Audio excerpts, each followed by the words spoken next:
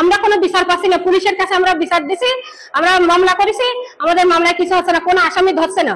থানা নেতা সহ সভাপতি, থানার সহ সভাপতি, তার ছেলে সে দলবল নিয়ে আমার বাপের গাছের সাথে বেঁধে 45 মিনিট মানসিক নির্যাতন করে। যত সময় না মৃত্যু হয় তত সময় ছেড়ে দেয় না।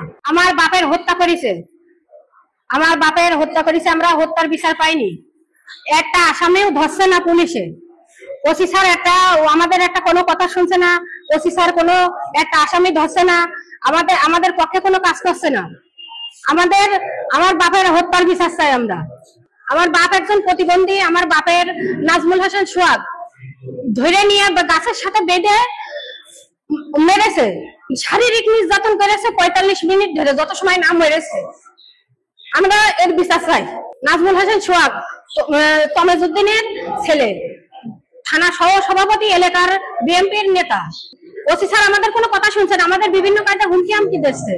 বিএনপির নেতা তমেজউদ্দিন, থানা নেতা সহ সভাপতি, থানার সহ সভাপতি, তার ছেলে আমার বাপের গাছের সাথে বেঁধে, দলবল নিয়ে গাছের সাথে বেঁধে সন্ত্রাসী, সে সন্ত্রাসী একজন সন্ত্রাসী, সে দলবল নিয়ে আমার বাপের গাছের সাথে বেঁধে 45 মিনিট মানসিক নির্যাতন করে। যত সময় না মৃত্যু হয় তত সময় ছেড়ে দেয় না, মৃত্যু হওয়ার পরে ছেড়ে দেয়। আমরা কোনো বিচার পাচ্ছি না। পুলিশের কাছে আমরা বিচার দিছি, আমরা মামলা করেছি, আমাদের মামলায় কিছু হচ্ছে না, কোনো আসামি ধরছে না। আমরা গোটা দেশবাসীর কাছে বিচার চাই, সবার কাছে বিচার চাই। আমরা আমার বাপের হত্যার বিচার চাই। আসামিরা আমাদের হুমকি ধামকি দিচ্ছে, বিভিন্ন কায়দায় আমাদের বাড়ি দাঁড়াতে দিচ্ছে না। আমরা বাড়ি ছাড়া, আমাদের বাড়ি দাঁড়াতে দিচ্ছে না। তারা হাইকোর্ট করে এসে, ঢাকা হাইকোর্ট করে এসে আমাদের বিভিন্ন কায়দায় আমাদের বাড়ি ছাড়া করে দিচ্ছে, আমাদের বাড়িতে হুমকি হামকি দিচ্ছে। আমার বাপ মরার আগে আমাদের ঘর বাড়ি ভেঙে দিচ্ছে, আমাদের ঘরের এখনো জানলা দরজা সব ভাঙা আছে। কিন্তু ওসি স্যার কোনো কথা শুনছে না, থানা ওসি স্যার কোনো কথা শুনছে না, কোনো একটা আসামি ধরছে না, কিছুই করছে না। আমরা কোনো বিচার পাচ্ছি না, আমরা সুস্থ বিচার চাই।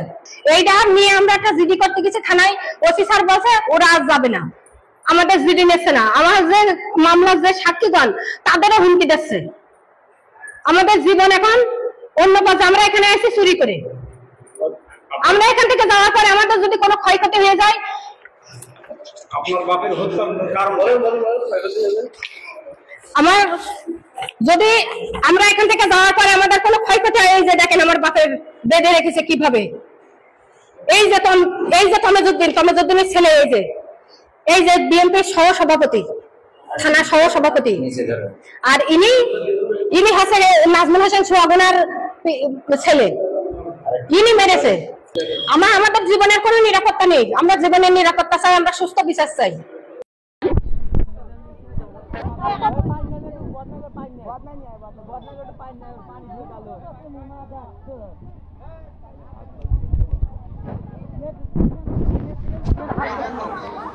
হাত লাগা দিলে বলে সমস্যা হবে, হাত কেটে নিতে হবে, হাত আর পানি না, একটু পানি দিয়ে সবাই খাবে।